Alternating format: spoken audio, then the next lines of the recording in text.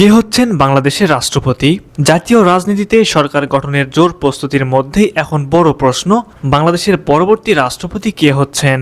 ত্রয়োদশ জাতীয় সংসদ নির্বাচনের পর রাষ্ট্রপতির পদ থেকে পদত্যাগ করার কথা শাহাবুদ্দিন চুপ্পুর। কে হবেন বিএনপি সরকারের নতুন রাষ্ট্রপতি? দীর্ঘদিন থেকেই গুঞ্জন শোনা যাচ্ছে, বিএনপি যদি ক্ষমতায় আসে তবে ডক্টর মোহাম্মদ ইউনূসকে ক্ষমতায় রাখবেন। অনেকে আগ বাড়িয়ে বলেছেন, এটা হলে আমেরিকার সাথে বিএনপির সম্পর্ক ভালো রাখতে সুবিধা হবে। বিএনপি এখনো শপথই নেয়নি, তারপরও এটা হওয়া অসম্ভব নয় যে ডক্টর মোহাম্মদ ইউনূসকে হিসেবে রাখাটা। এতে আন্তর্জাতিক ভাবমূর্তি তৈরিতে সাহায্য হতে পারে। এবার যার কথা আসবে তাকে নিয়ে নানা আলোচনা আছে।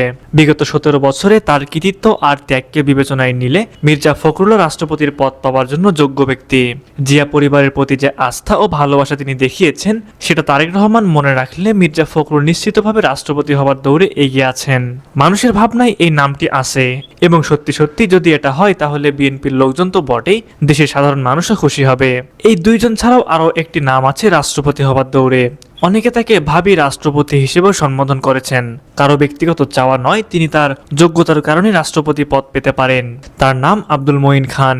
দীর্ঘদিন তিনি বিএনপির আন্তর্জাতিক দিকটি সামলাচ্ছেন। চৌকস এই নেতাকে বিএনপির রাষ্ট্রপতির পদে ভাবলে সেটা নিশ্চয়ই অভাবনীয় বিষয় হবে, কারণ স্বল্পভাষী এই নেতার কোনো শত্রু নেই। সব মিলে শেষ পর্যন্ত কে হবেন রাষ্ট্রপতি, সেই দিকে এখন চোখ থাকবে সবার।